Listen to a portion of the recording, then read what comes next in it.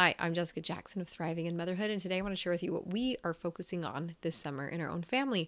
I've shared 10 principles for building a summer schedule that the whole family can enjoy, and I've also talked about building daily habits, but this is actually going to be what we are doing. I want to encourage you, if you haven't yet, to check out my free workshop 3 Secrets for Doing More of What You Love Without Hiring a Babysitter. This is super important. Principles and practices that I have put into my life that have made it possible for me to really enjoy summer, but really all the time with my kids because they're here with me all of the time. And so I would invite you to check that out at thrivinginmotherhoodpodcast.com/workshop. Okay, so today I'm excited to share with you some of the things that we're doing in our family because I really struggle with narrowing down and picking just a few things. When I read Essentialism, from Greg McEwen, he points out like priorities is not possible. It's a priority, like one singular. And so I struggle with that. But we have narrowed it down to a few things that really matter to us this summer. And there's, of course, bonuses or other things that will happen. But as far as what's important to us, this is what I have decided. So first of all, I recognize that an area of school that we need to strengthen is writing.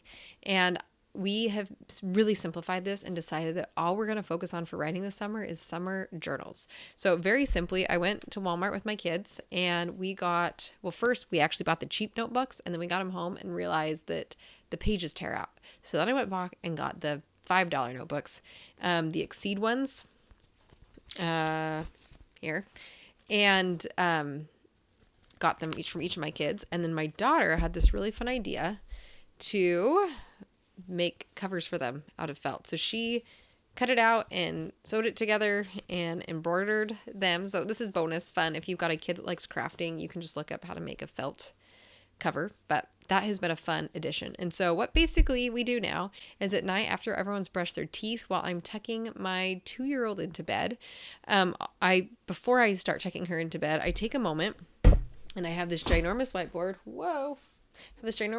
And every night I just write down everybody's name and what they want to say about the day. And some of my kids will write paragraphs long, some of them will just write a sentence, but the point is that they've got something that they can copy and just really quickly stream of consciousness, speak it out to me. I write it down and they copy it to their notebook.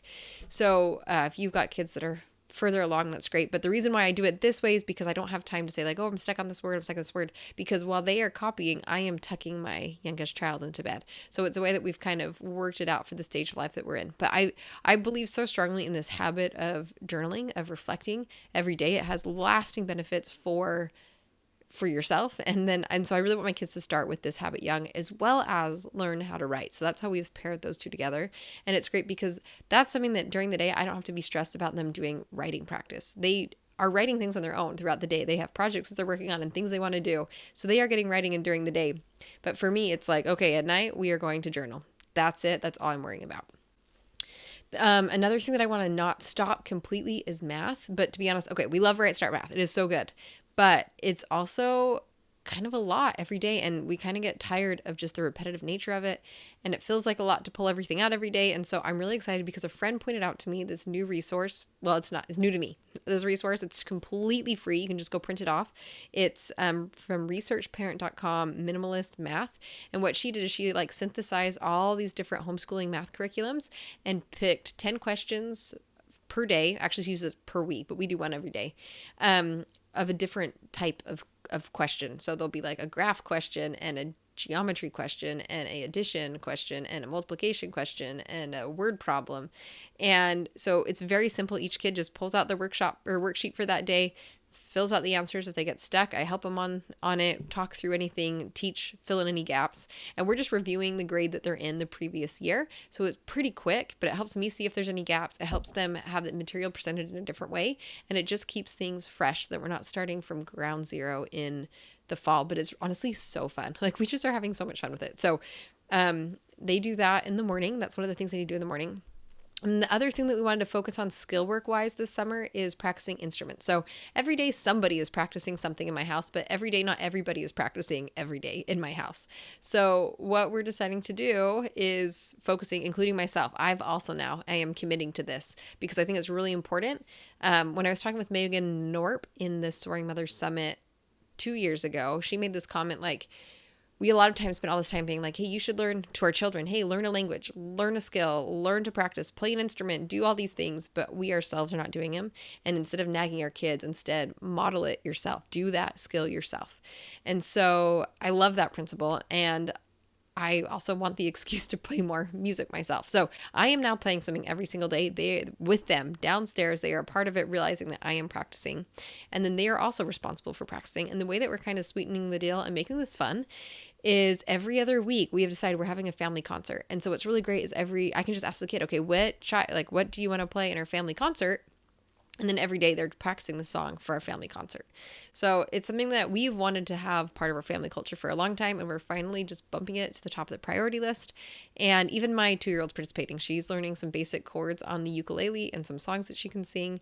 And we're just having fun with it. So that is what we're doing there. And then lots of reading. I'm still reading through some of our resources from Ambleside Online because we haven't finished yet and we're enjoying them. It's very fun for us. It's something that we do part of our homeschool day. We've got morning time that I do just after we eat breakfast. We do scriptures and then we kind of clean up and then move into reading together. And so I'm still doing that. And we're also just checking out, like, I don't know, I've got 40 some odd books checked out from the library right now. So just reading things together that the kids are interested in and giving them also plenty of time to work on their own projects and things. So like even this morning I was like, all right, I've got some things to work on. What are you going to do today?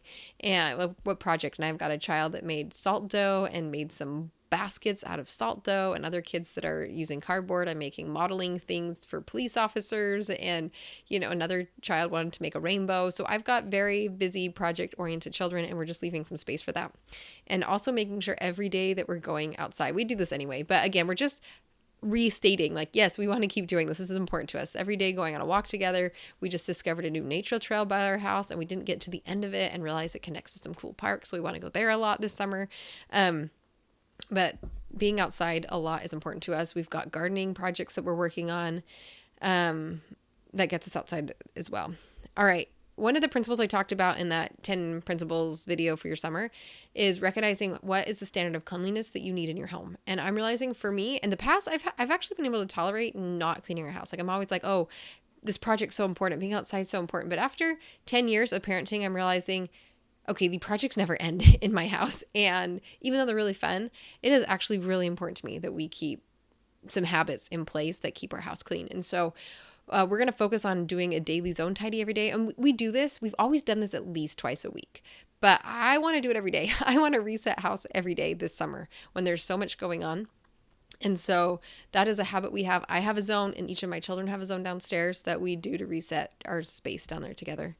And then we're working on bedrooms. They are so close to being clean most of the time, but they're also very heavily used rooms for my kids. And so we are still working out some details of the systems for that space and decluttering it. And then the big project that we have going on this summer that we're focusing on together is getting our garage cleaned out, meaning like getting rid of a ton of stuff and selling things.